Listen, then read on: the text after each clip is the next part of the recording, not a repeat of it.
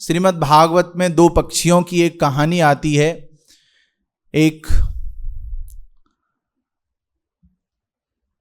पक्षी अपने पूरे परिवार के साथ बड़े ही आनंद के साथ रहता था, लेकिन एक दिन क्या हुआ कि वो भ्रमण पर गया तो एक शिकारी ने उनको देख लिया। तो जो मादा पक्षी थी उस मादा पक्षी का शिकार कर लिया। अब ये नर पक्षी को बहुत दुख हुआ, क्योंकि नर पक्षी मादा पक्षी से बहुत ज्यादा आसक्त था। तो शिकारी ने जब मादा पक्षी को जाल में फंसा लिया तो नर पक्षी देख रहा है। इतने में शिकारी ने नर पक्षी को भी अपने तीर से मार गिराया। अब नर पक्षी के पास यहां पर दो विकल्प थे। या तो, क्योंकि स्थिति उसके हाथ में नहीं थी, स्थिति को छोड़ के जाना उसके लिए उचित था, लेकिन वो बहुत आसक्त था मादा पक्षी से, तो उसके लिए वहां से जाना, उस जगह को छोड़ना बहुत मुश्किल हो रहा था और उसका परिणाम उसको भुगतना पड़ा। यदि हम अपने जीवन में इसका थोड़ा चिंतन करें, मनन करें, हम सोचते हैं कि आसक्तियां तो बहुत अच्छी हैं। हाँ, आसक्तियां बहुत अच्छी हैं, लेकिन कौन सी आसक्तियां अच्छी हैं? ये एक विचारशील प्रश्न है, क्योंकि बिना आसक्ति के तो हम रह नहीं सकते। किसी से तो हमें आसक्ति होनी ही पड़ेगी।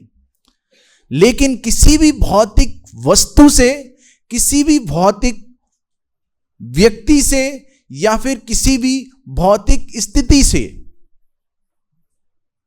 ऑब्जेक्ट, पर्सन और सिचुएशन, किसी वस्तु से, भौतिक वस्तु से आप बहुत आसक्त हैं,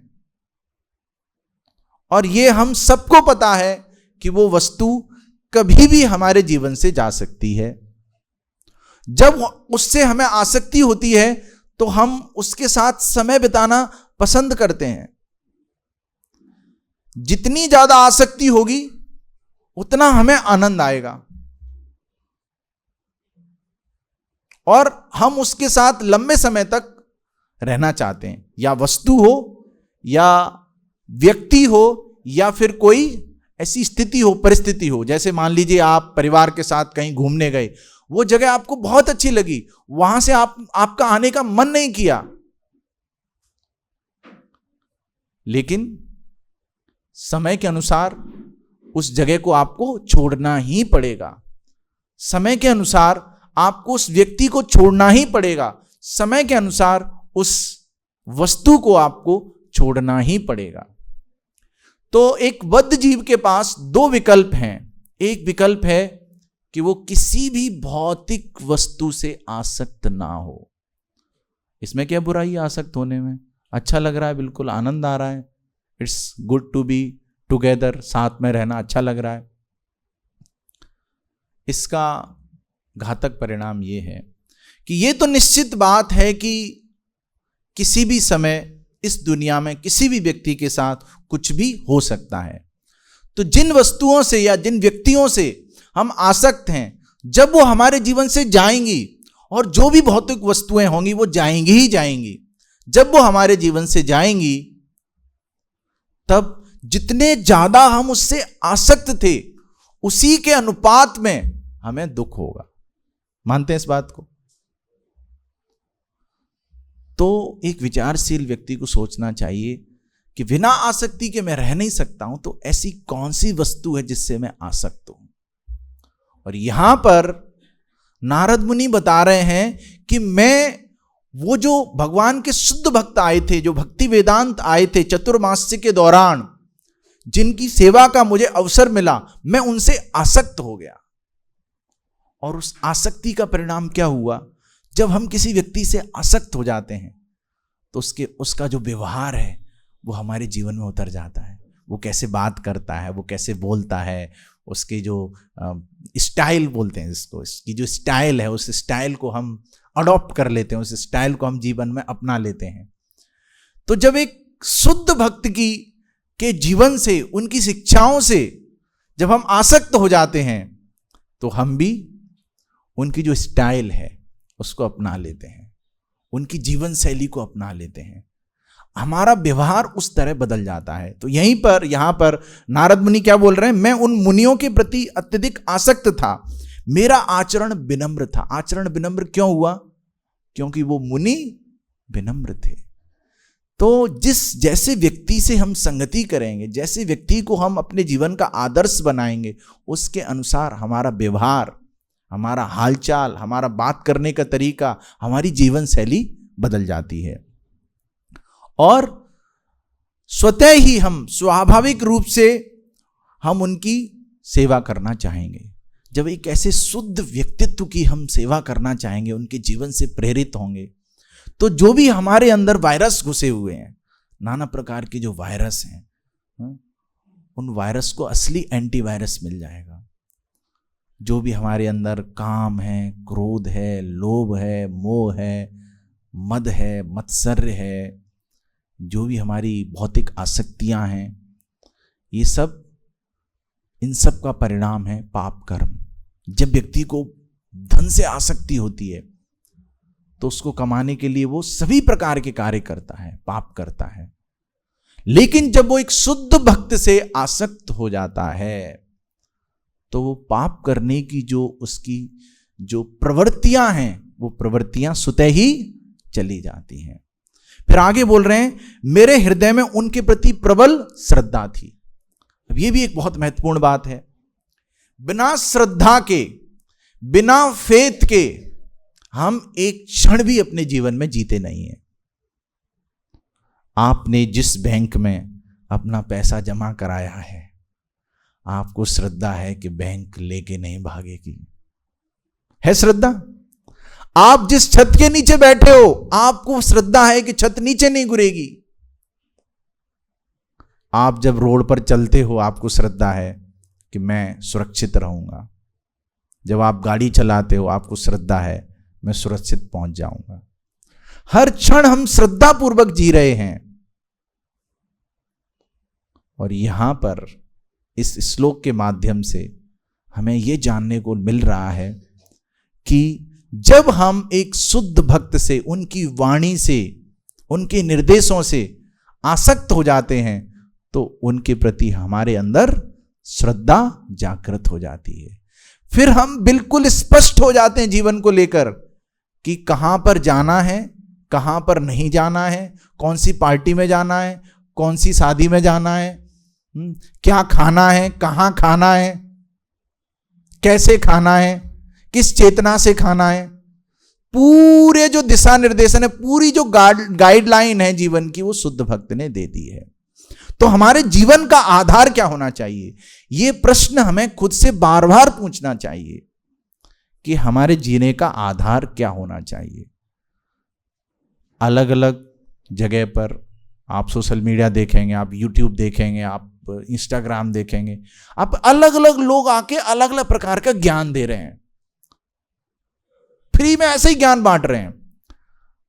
अब आप उस ज्ञान को लोगे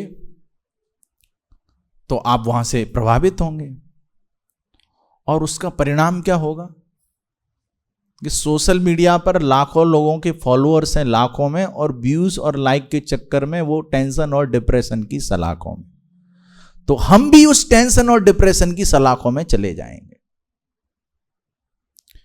जो व्यक्ति दुखी है वो सुख बांटने का प्रयास कर रहा है इस दुनिया में, क्योंकि उसको अपनी दुकान चलानी है। लेकिन इस दुनिया के जो बद्ध जीव हैं वो ये समझ नहीं पाते हैं कि वास्तव में सुखी व्यक्ति कौन है। एक व्यक्ति से मैं बात कर रहा था तो मैंने कहा माला जप करिए, मंदिर आइए। तो उन्होंने कहा प्रभु जी, आपसे जब मैं बात करता हूं, आपके साथ थोड़ा समय व्यतीत करता हूं तो वैराग्य आने लगता है। अब तो मैंने उनसे कहा देखिए दो तरह का आनंद होता है। एक तरह का आनंद, और वैराग्य का असली मतलब भी थोड़ा हमें समझना है। वैराग्य तन पे कपड़े बदलने से नहीं होता है, वैराग्य मन से होता है, हमारे जीवन की शैली से होता है। तो दो तरह के विकल्प हैं हमारे पास आनंद के। एक तो प्रेयस है जो हमें तुरंत मिल जाता है, इंस्टेंट। आज की सिविलाइजेशन को बोलते हैं मैगी सिविलाइजेशन। बनाने कौन सब्जी काटे, कौन मसाले बनाए, कौन उसके ऊपर चढ़ाए, फिर उसको कुक होगा। इतने में तो बस एक मोबाइल में एक ऐप पर बस ऐसे उंगली दबानी है, आधा घंटे के अंदर आ जाएगा पका हुआ बना हुआ। तो एक तो तरीका है प्रेयस, तुरंत आ जाएगा, टेस्टी भी होगा। उसमें इस तरह के रसायन मिलाए जाते हैं कि वो आपको टेस्टी लगे, भले ही वो 2 दिन पुराना क्यों ना हो। तो एक तो ये विकल्प है, आपको टेस्टी टेस्टी मिल गया। दूसरा, आपने खुद बनाया, भगवान को अर्पित किया, थोड़ा समय लगा, फिर आपको जो संतुष्टि मिलेगी उसका कोई तुलना नहीं है। तो एक तो आप प्रेयस तुरंत आनंद ले लो, ये आप श्रेयस लंबे समय का आनंद ले लो, उससे आपका स्वास्थ्य भी ठीक रहेगा। ठीक उसी प्रकार जब जीवन के आनंद की बात की जाए तो एक तो हमारे पास विकल्प है कि हम भौतिक वस्तुओं से आसक्त होके, वो बोले प्रभु जॉब में रहता हूं, फिर दोस्तों के साथ समय व्यतीत करता हूं और बढ़िया चल रहा है। तो अब जो भी दोस्त हैं, जो भी धन है, जो भी व्यवसाय है, उससे यदि आसक्ति है वो तो हमेशा रहेगा नहीं। तो ये तो कम समय का आनंद है। लेकिन एक जो विचारशील व्यक्ति है वो सोचता है कि कम समय का आनंद लेके मैं क्या करूंगा, मुझे तो लंबे समय का आनंद चाहिए। लंबे समय के आनंद के लिए थोड़ा धैर्य रखना पड़ेगा, थोड़ी तपस्या करनी पड़ेगी। तपस्या करेंगे तो लंबे समय का आनंद मिलेगा। तो कृष्ण से और कृष्ण के शुद्ध भक्त से, कृष्ण के ज्ञान से जब हमें आसक्ति होगी तो हमें जिंदगी के बाद भी हमें वो काम आएगा। तो कहने का तात्पर्य यह है कि हमारे जो जीवन का आधार है वो शुद्ध भक्त के निर्देश होने चाहिए। और हम इतने भाग्यशाली हैं कि हमें एक प्रामाणिक शुद्ध भक्त, प्रामाणिक गुरु, हमारे बिना प्रयास के, हम में से किसी ने जितना हम प्रयास करते हैं भौतिक उपलब्धियों के लिए, उस या अच्छी कॉलेज में जाने के लिए, अच्छे जॉब के लिए, बिना किसी उस तरह के प्रयास के हम सभी को मुफ्त में, इसको बोलते हैं कॉजलेस मर्सी, अहेतुकी कृपा से हम सभी को शुद्ध भक्त हमारे जीवन में मिल गए हैं। अब हमें क्या करना है, हम सबको यह भी पता है कि शुद्ध भक्त हमें हमारे जीवन में मिल गए हैं, हम सबको यह पता है। लेकिन उन शुद्ध भक्त की क्या विशेषताएं हैं, वो हमारे जीवन का आधार कैसे हो सकते हैं। हम कीर्तन में नृत्य करते हैं, जय प्रभुपाद जय प्रभुपाद जय प्रभुपाद, उछल जाते हैं, अच्छा लगता है। लेकिन उस शुद्ध भक्त की ऐसी क्या विशेषताएं हैं जो हमारे जीवन में परिवर्तन ला सकती हैं। उस शुद्ध भक्त ने क्या बोला है, हमने तो बस मान लिया शुद्ध भक्त हैं, अच्छी बात है, बढ़िया है, लेकिन उनकी क्या विशेषताएं हैं, क्या क्या उनसे हमें हमारे जीवन में अपनाना है, ये मुद्दे वाली बात है। और ये सबसे महत्वपूर्ण बात है। 2 तरह की सेवा होती है, वाणी सेवा, बपू सेवा। श्रीला प्रभुपाद यदि उपस्थित हैं शरीर के साथ, आपको अवसर मिलेगा बापू सेवा का। उससे भी ज्यादा जरूरी है वाणी की सेवा। उनका चरित्र क्या है, उनका कहने का तरीका क्या है, उनका रहने का तरीका क्या है, अलग अलग परिस्थितियों में कैसे उन्होंने डील किया, कैसे उन्होंने हमें निर्देश दिए, कैसे इस दुनिया को निर्देश दिए। तो हमारे शास्त्रों में शुद्ध भक्त की 26 विशेषताएं बताई गई हैं। हो सकता है हम में से कई लोग इन 26 विशेषताओं को पहली बार सुन रहे हों, लेकिन सच में ही हम, इस तात्पर्य के अंत में लिखा है, इसी जीवन में सफलता प्राप्त करने के दृढ़ प्रतिज्ञ हैं। यदि हम चाहते हैं इसी जीवन में हमें जीवन की सफलता मिले। जीवन की सफलता जीवन के अंदर नहीं है, जीवन की सफलता जीवन के बाहर है। जीवन की सफलता मिले, क्या है जीवन की सफलता? भगवान के धाम जाना और वहीं शाश्वत रूप से भगवान की सेवा करना, भगवान की आराधना करना। तो शुद्ध भक्ति की 26 विशेषताएं जो हमारे शास्त्रों में बताई गई हैं, तो एक एक करके हम समझने का प्रयास करेंगे। तो पहली है दयालु। वो हमेशा दयावान रहते हैं। जैसे श्रीला प्रभुपाद श्रीमद् भगवत गीता की शिक्षाओं को प्रचार करने के लिए, आप सोच के देखिए, हम ये सोचते नहीं, हमें पता है, हम ऊपर ऊपर मन में हम ये बोल भी देते हैं और कह भी देते हैं लोगों के, हाँ श्रीला प्रभुपाद 70 वर्ष की आयु में गए थे। अभी किसी की 40-50 वर्ष भी आयु होगी ना, तो शरीर को उसको व्यवस्थित रखना कितनी बड़ी बात होती है।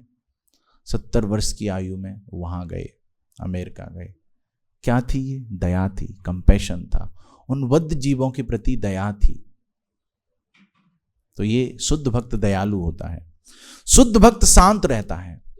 हमें कोई कुछ बोल देता है, तुरंत हमारा तापमान बढ़ जाता है। अभी बाहर का तापमान बढ़ा हुआ है, हमारे अंदर का तापमान कभी भी, ये अंदर का तापमान बड़ा ही भयानक है।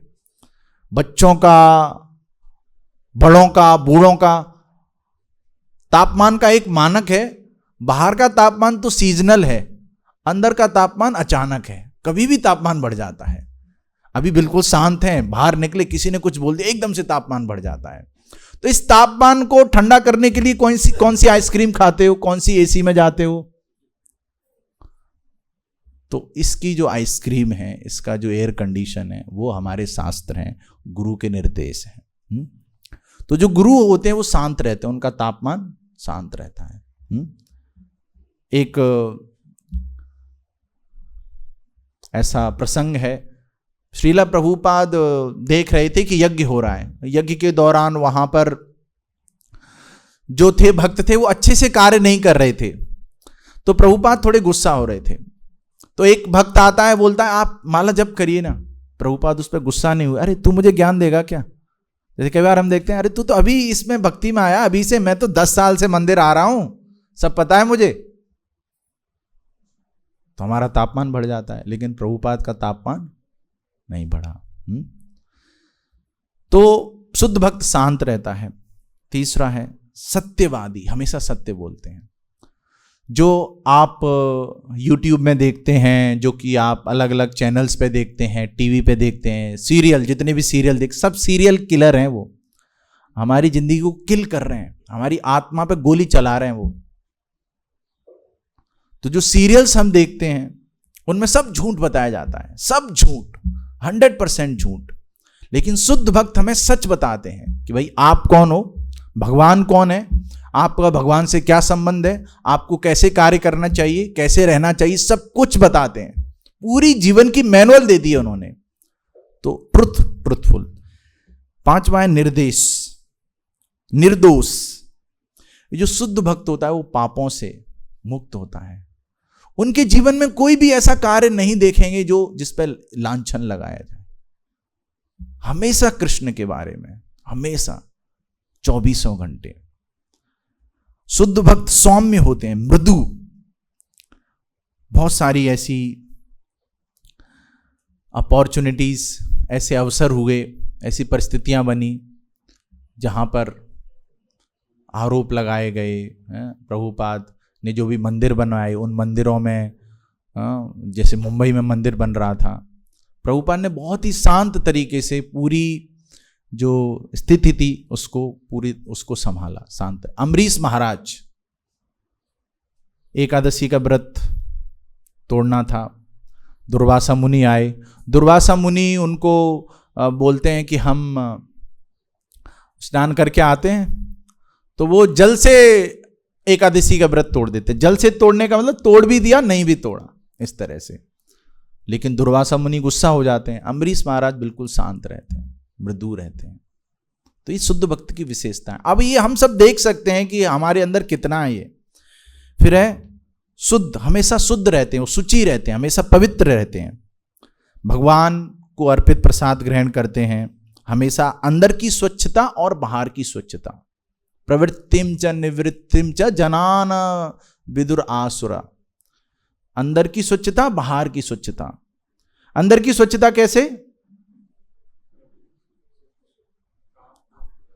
अंदर की स्वच्छता बनाने के लिए हरे कृष्ण कृष्ण कृष्ण हरे हरे, हरे राम राम राम हरे हरे। और बाहर की स्वच्छता के लिए दिन में कम से कम 2 बार स्नान करना चाहिए। अपने शरीर को स्वच्छ रखना चाहिए, स्वच्छ तिलक लगाना चाहिए, स्वच्छ कपड़े पहनने चाहिए, सतोगुण में रहना चाहिए। तो बाहर की स्वच्छता, अंदर की स्वच्छता। शुद्ध भक्त अकृत द्रोह मतलब सरल होते हैं, बिल्कुल ईमानदारी से जीवन जीते हैं बिना किसी कपट के। बहुत सारे आचार्य हैं, भक्ति विनोद ठाकुर, उनका जीवन बिल्कुल सरल, कोर्ट जाना, घर पे आना, लिखना, सोने का समय, जगने, सब कुछ फिक्स है, कोई मतलब नहीं है दुनिया से। फिर अगली विशेषता है अकिंचन, उनको किसी भी भौतिक संपत्ति की लालसा नहीं होती है। हम कृष्ण भावनामृत में आने के बावजूद भी जो हमारी जो भौतिक आसक्तियों के जो वायरस बैठे हुए हैं वो कुलबुलाते रहते हैं, भगवान ये मिल जाए तो थोड़ा अच्छे से जप कर लूंगा, अब ये दे दो, अब ये दे दो, पूरा बिजनेस करने में लगे हुए हैं। हम भगवान से कहें भगवान जो आपको देना है दे दो, बस ये भक्ति नहीं छूटे किसी भी हालत में। ये असली धन है हमारी भक्ति, शुद्ध भक्ति। अकिंचन, ऐसे उदाहरण भी हैं श्रीला प्रभुपाद के जीवन में। श्रीला प्रभुपाद को किसी ने घड़ी भेंट की, बहुत ही महंगी घड़ी थी। तो एक जो व्यक्ति था उसने किसी इंटरव्यू में, टीवी पर या कहीं किसी वीडियो में प्रभुपाद की उस घड़ी को देख लिया, तो उसने सोचा ये घड़ी मैं चोरी करूंगा।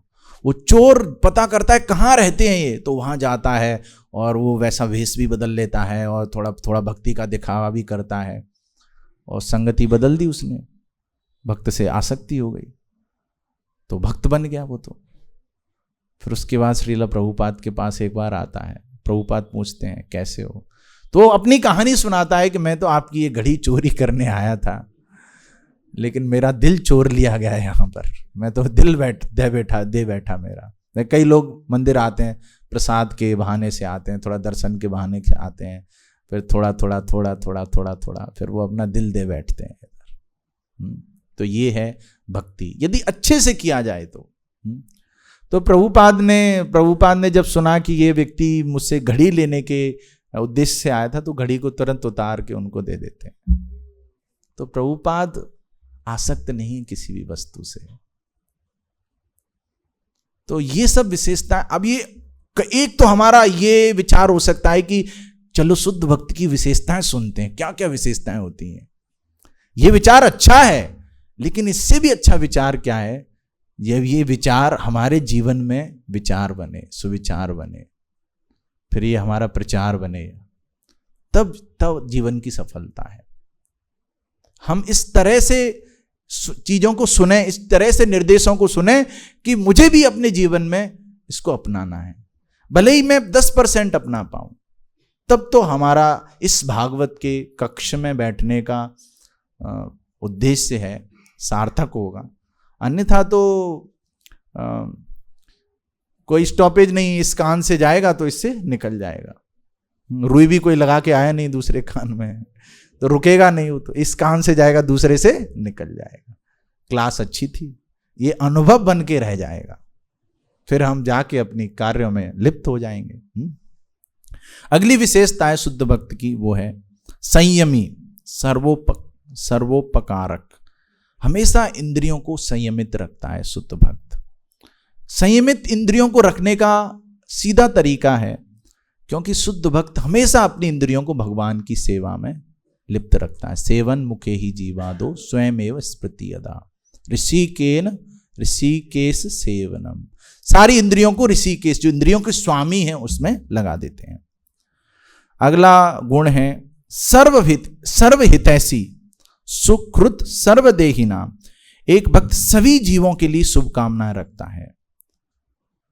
जो व्यक्ति श्रीला प्रभुपाद के साथ रहता था डेविड करके, जो एक दिन राक्षसी प्रवृत्ति दिखाने लगा, तो उसके कारण प्रभुपाद ने उस फ्लैट को छोड़ दिया और प्रभुपाद सड़क पर आ गए अपने सामान के साथ।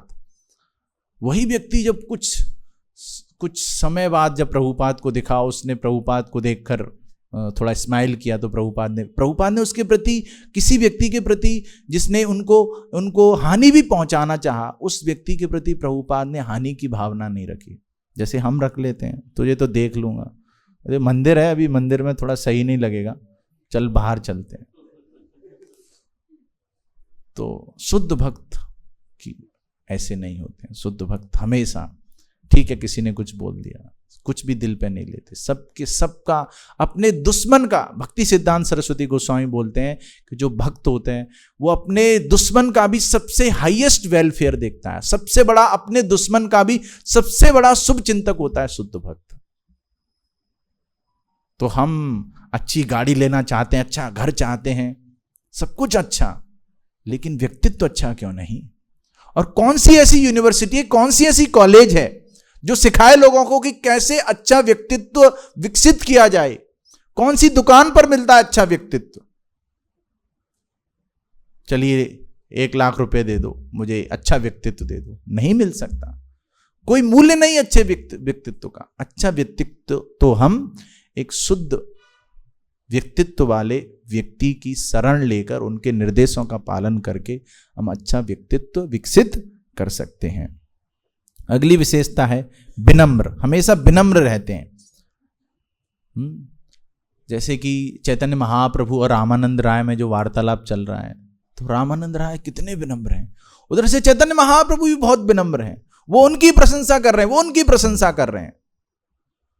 शुद्ध भक्त यदि अपने भक्तों को भी, अपने जो शिष्य हैं उनको भी प्रभु बोल के, भक्ति सिद्धांत गोस्वामी महाराज अपने शिष्यों को प्रभु बोल के पुकारते थे, प्रभुपाद भी अपने लेटर में उनको प्रभु बोल रहे हैं। तो शुद्ध भक्त ये नहीं सोचता है कि मैं गुरु हूं, आप शिष्य हो, वो सेवा कर रहा है गुरु के रूप में, उसका भाव सेवा का है। तो ऐसे ही हमें किसी से प्रभु बोल रहे हैं तो वो भावना होनी चाहिए कि वो मेरे स्वामी हैं, मैं उनका दास हूं। ऐसा नहीं अरे मैं तो प्रभु हूं आप दास हो, ऐसे नहीं। अगली विशेषता है स्थिर, हमेशा स्थिर रहता है, अडिग रहता है, अचल रहता है, बिल्कुल फिक्स्ड।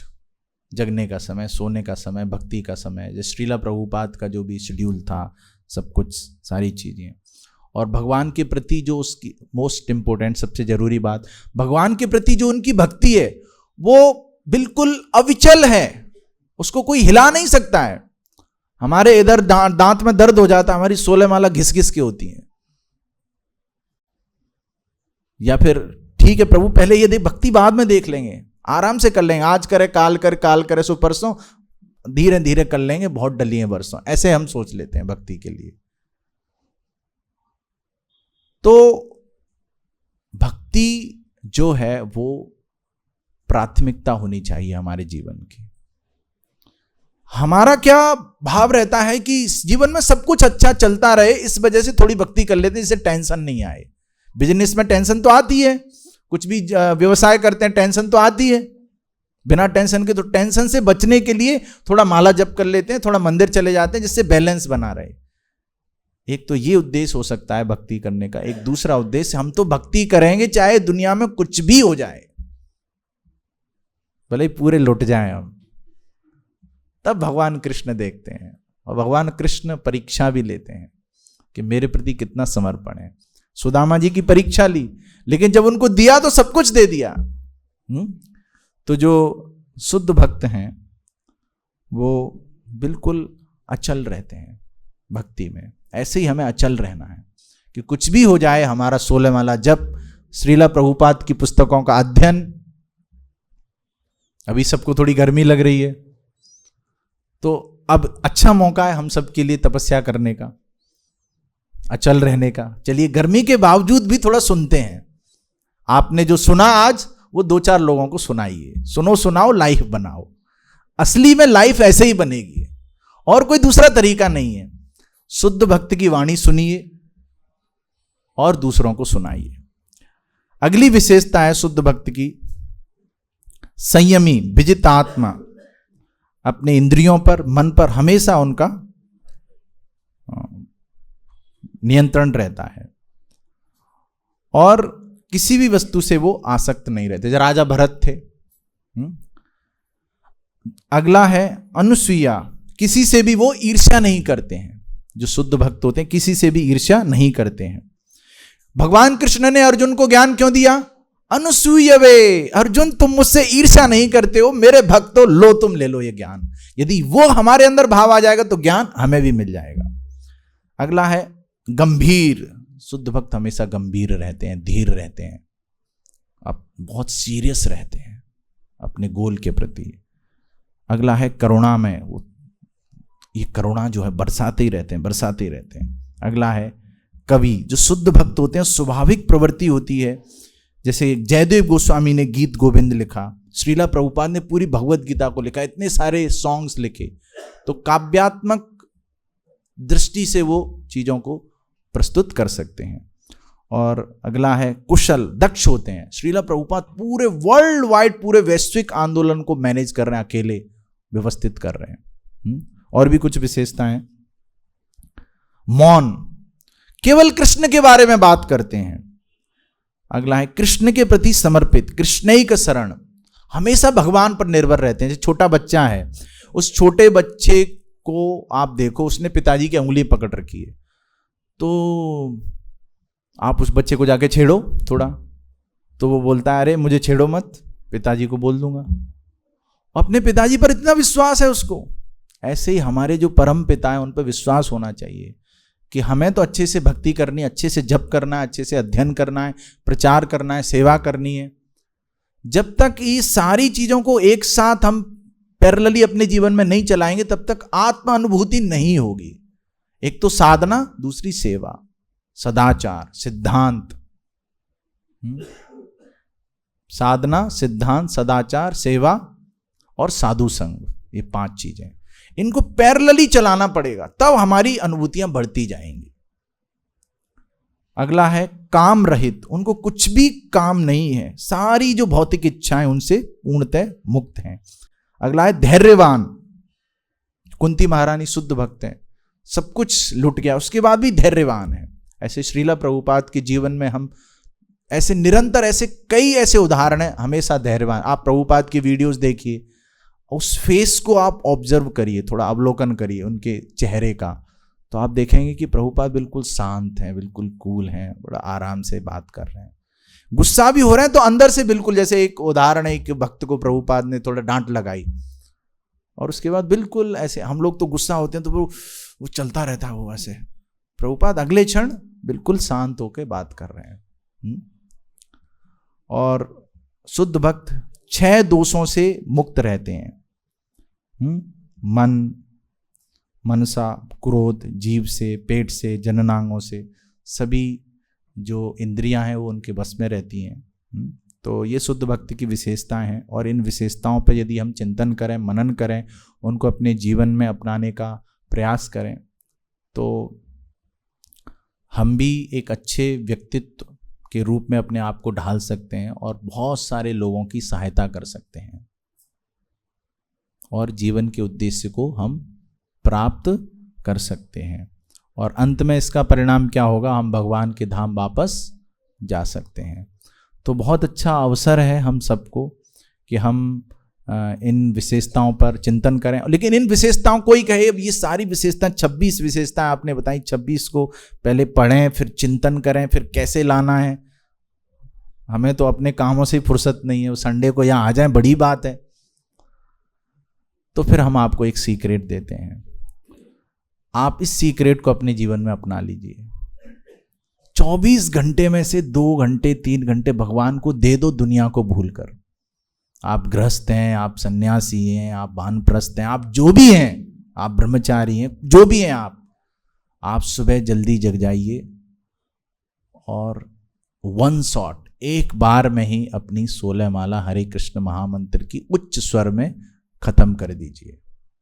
सारी विशेषताएं अपने आप स्फुरित हो जाएंगे। फिर आपका मन करेगा, अरे मुझे इतनी बड़ी वस्तु मिल गई, इतना बड़ा सब कुछ मिल गया, इतना आनंद मिल गया। उस आनंद को फिर आप बांटिए फ्री में, मुफ्त में। चैतन्य महाप्रभु मुफ्त में उस आनंद को बांटने आए हैं, और हम संकोच करते हैं, मुफ्त में मिल रहा है, ले भी नहीं रहे। भक्ति सिद्धांत महाराज, भाई आम का सीजन चल रहा है, भक्ति सिद्धांत महाराज एक उदाहरण देते हैं कि आप लंगेरा आम लो। लंगेरा आम एक अच्छी किस्म का आम होता है, उस आम को लेकर आप हर आम व्यक्ति के पास जाइए, किसी भी घर में, हर घर में जाइए और उनके दरवाजे को खटखटाइए, बैल बजाइए, उनको दे लीजिए, आम लीजिए, फ्री में बांटिए। उत्तम किस्म का आम आप फ्री में बांटिए सबको। लोग क्या सोचेंगे, कुछ तो इनका फायदा होगा इसमें, फ्री में क्यों बांटेगा? फ्री में बांटता है क्या कोई? कुछ तो फायदा होगा। दिमाग लगाता है व्यक्ति, सच में दिल से फ्री में दे रहा हूं, कुछ नहीं चाहिए, फ्री में ले लो, फिर भी सोचेगा कुछ तो फायदा होगा। ऐसे ही श्रीला प्रभुपाद, चैतन्य महाप्रभु, जितने भी आचार्य हुए हैं, फ्री में बांट रहे हैं, ले लो, सबसे बड़ा धन ले लो, गोलोकेर प्रेम धन हरिनाम संकीर्तन ले लो, कुछ तो फायदा होगा इनका। हम सोचते हैं, लेते नहीं है, लेते हैं तो दूसरों को देते नहीं, जब तक दूसरों को देंगे नहीं तो हमारी अनुभूति नहीं बढ़ेगी। तो बिना प्रचार के हम मृत हैं। आप जितनी भी भक्ति कर रहे हैं, उस भक्ति का 10% 15% तो आप प्रचार करिए, लोगों को बताइए। लोगों को जब तक आप लोगों को नहीं बताएंगे, जब तक प्रचार नहीं करेंगे, तो हम भक्ति में आगे बढ़ेंगे नहीं। We are just like dead man, हम मृत हैं। बिना प्रचार के आप भक्ति में लाइवलीनेस, अब जीवंत नहीं बना पाएंगे अपनी भक्ति को। तो आज के इस व्याख्यान में हमने मुख्य रूप से शुद्ध भक्ति की विशेषताओं पर चर्चा की और उसका एक सीक्रेट भी समझा कि अच्छे से सुबह ही सुबह भगवान के नाम का जप करेंगे तो सारी विशेषताएं हमारे जीवन में आ जाएंगी। और हमें आसक्ति यदि रखनी है तो शुद्ध भक्त से, भगवान के नाम से, भगवान की सेवा से, इन सब चीज़ों से हमें रखनी चाहिए, तब हमारा जीवन सफल होगा। किसी का कोई प्रश्न है तो पूछ सकते हैं। जी पूछिए।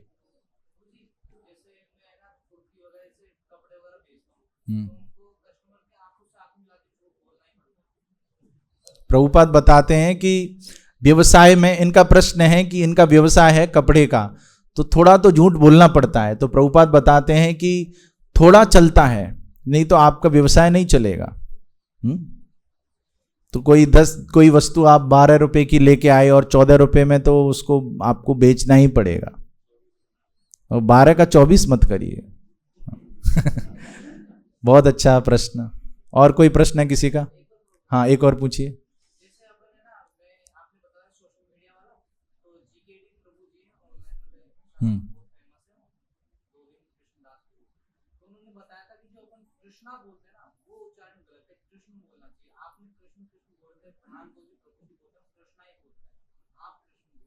मैं कृष्ण बोल रहा था।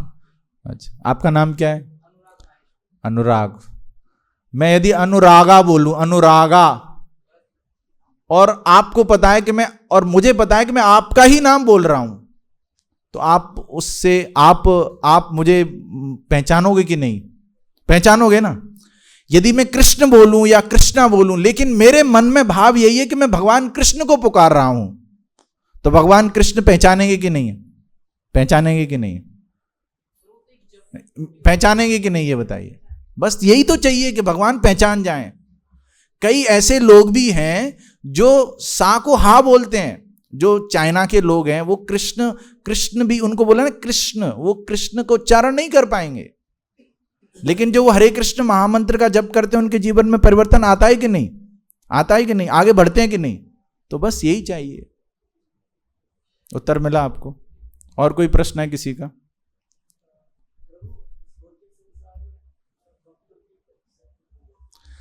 भौतिक संसार में भक्तों की परीक्षा क्यों ली जाती है? भक्तों की परीक्षा नहीं ली जाए तो भक्ति नहीं करेंगे। वो सब कुछ बढ़िया चल रहा है, परीक्षा आती है तो मंदिर भागते हैं, चलो चलो मंदिर चलते हैं, थोड़ा प्रार्थना करते हैं भगवान से। तो परीक्षा को सकारात्मक दृष्टिकोण से देखना है। कुंती महारानी तो बोल रही है, ले लो और परीक्षा, आप मेरे साथ रहो, दे दो कितने कष्ट देने हैं। इधर हम नहीं, हम मंदिर आते हैं, हम कभी नहीं बोलते भगवान 3 महीने से जो आनंद आ रहा है ना, आनंद ही आ रहा है, अब अगले 3 महीने खूब सारा दुख दे दो। कभी बोलते हैं हम भगवान को? कभी नहीं बोलते हैं। तो ये चेतना का जो स्तर है हमें बढ़ाना है। हमें जो भी हम देख रहे हैं, जो भी हम कर रहे हैं, परिस्थिति सबको प्रसाद रूपी लेना है।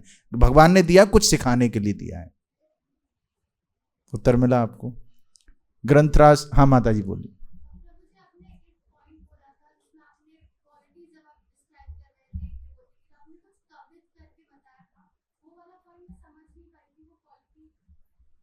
तो ये लेक्चर हरे कृष्णा जयपुर चैनल पे आ जाएगा, आप इसको सुन लीजिएगा और सबको बता दीजिएगा, क्योंकि वो तो आप जो पूछ रहे हैं वो तो मैं भी भूल चुका हूं।